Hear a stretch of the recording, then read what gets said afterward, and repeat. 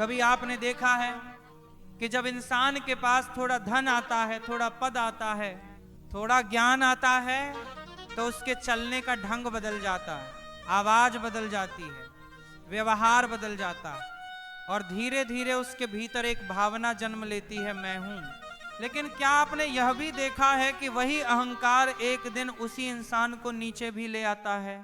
अहंकार बहुत शांत तरीके से आता है, वह शोर नहीं करता। पहले वह कहता है तुमने मेहनत की है, तुम्हारा अधिकार है। फिर धीरे धीरे वह कहता है तुम्हारे जैसा कोई नहीं, और अंत में वह कहता है तुम्हारे बिना कुछ नहीं हो सकता। यहीं से पतन की शुरुआत होती है। एक छोटा सा उदाहरण समझिए। मान लीजिए किसी व्यक्ति को व्यापार में सफलता मिल गई, लोग उसकी तारीफ करने लगे, वो भी मानने लगा कि सब कुछ उसी की बुद्धि से हो रहा है। धीरे धीरे उसने दूसरों की सलाह लेना बंद कर दिया, विनम्रता छोड़ दी और एक गलत निर्णय ने सब कुछ हिला दिया। क्योंकि जब इंसान खुद को ही अंतिम मान लेता है तो सीखना बंद कर देता है।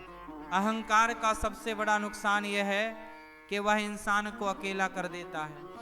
जब तक व्यक्ति विनम्र होता है लोग उसके साथ रहते हैं, लेकिन जैसे ही व्यवहार बदलता है लोग दूरी बनाने लगते हैं। सामने से कुछ नहीं कहते पर भीतर से हट जाते हैं। और जब कठिन समय आता है तो वही व्यक्ति अकेला खड़ा मिलता है।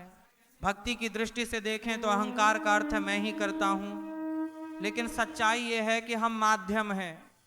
सांस भी हमारी नहीं है, शरीर भी हमारा नहीं है, समय भी हमारा नहीं है। जो कुछ है कुछ समय के लिए सौंपा गया है, और जिस दिन ये समझ भूल जाती है उसी दिन अहंकार जन्म लेता है। एक और उदाहरण समझिए।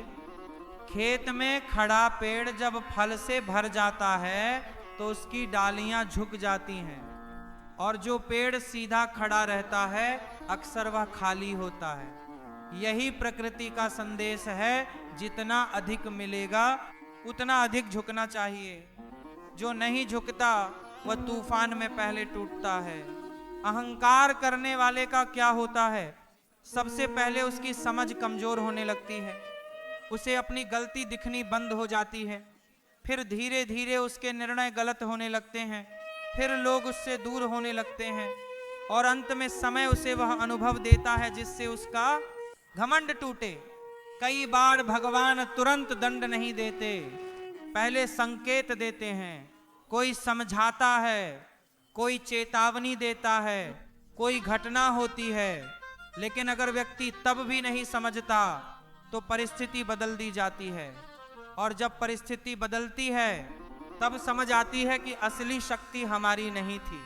इतिहास में देख लीजिए, जितने भी बड़े लोग गिरे हैं उनका पतन बाहर से नहीं भीतर से शुरू हुआ था। जब उन्होंने खुद को नियम से ऊपर समझ लिया, जब उन्होंने सोचा कि अब कोई मुझे नहीं हिला सकता, तभी समय ने उन्हें हिला दिया। लेकिन इसका अर्थ यह नहीं कि सफलता गलत है, धन गलत नहीं है, पद गलत नहीं है, ज्ञान गलत नहीं है। गलत है उस पर अहंकार करना। अगर सफलता के साथ विनम्रता रहे तो वही सफलता आशीर्वाद बनती है। अगर सफलता के साथ घमंड आ जाए तो वही सफलता बोझ बन जाती है। अंत में बस इतना समझ लीजिए, अहंकार करने वाला धीरे धीरे भगवान से दूर हो जाता है, क्योंकि उसे लगता है उसे किसी की जरूरत नहीं। और जो व्यक्ति भगवान से दूर हो गया वो अपने ही बल पर कब तक टिकेगा? समय बहुत बड़ा है, वो हर किसी को उसकी वास्तविकता दिखा देता है। इसलिए जब भी जीवन में कुछ अच्छा मिले तो सिर झुकाइए, धन्यवाद दीजिए, खुद को कर्ता मत मानिए। याद रखिए देने वाला वही है, और जिस दिन वह वापस ले ले उस दिन हम खाली हाथ रह जाते हैं। अहंकार अंत की शुरुआत है और विनम्रता उन्नति की सीढ़ी।